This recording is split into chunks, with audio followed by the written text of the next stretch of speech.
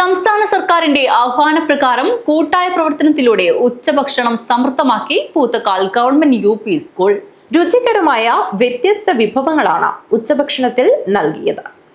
സംസ്ഥാന സർക്കാരിന്റെ ആഹ്വാനപ്രകാരം കൂട്ടായ പ്രവർത്തനത്തിലൂടെ ഉച്ചഭക്ഷണം സമൃദ്ധമാക്കി Poothakkal government UP. School. Pre primary മുതൽ 7ാം ക്ലാസ് വരെയുള്ള 275ഓളം കുട്ടികൾക്ക് സ്ഥിരമായി നൽകുന്ന ഭക്ഷണത്തോടൊപ്പം രുചികരമായ വ്യത്യസ്ത വിഭവങ്ങൾ നൽകിയാണ് മാതൃകാപരമായ പ്രവർത്തനം നടത്തുന്നത്. Government UP. School Poothakkal PTA committee അംഗങ്ങളാണ്. സർക്കാരിൻ്റെ ഉച്ചഭക്ഷണ മെനു പരിഷ്കരണത്തിൻ്റെ ഭാഗമായി എല്ലാ വിദ്യാലയങ്ങളിലും ചിക്കൻ ബിരിയാണി നൽകി വരികയാണ്. അതിൻ്റെ ഭാഗമായി നമ്മുടെ പൂത്തക്കാൽ സ്കൂളിലും PTA, MPTA, SMCയുടെ സഹകരണത്തോടെ ഇന്ന് സ്കൂൾ കുട്ടികളിൽ 260 കുട്ടികൾക്ക് ഇന്ന് ഉച്ചഭക്ഷണത്തിൻ്റെ ഭാഗമായി ചിക്കൻ ബിരിയാണി നൽകുകയാണ്.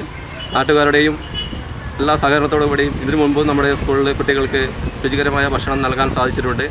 വരും ദിവസങ്ങളിലും ഉച്ചഭക്ഷണ ചിക്കൻ ബിരിയാണി നൽകാനുള്ള ഒരു ഇടപെടൽ PTAയുടെ ഭാഗത്തു നിന്ന് ഉണ്ടാകുമെന്ന് ആണ് അതുമായിട്ട് ബന്ധപ്പെട്ട് പറയാനുള്ളത്.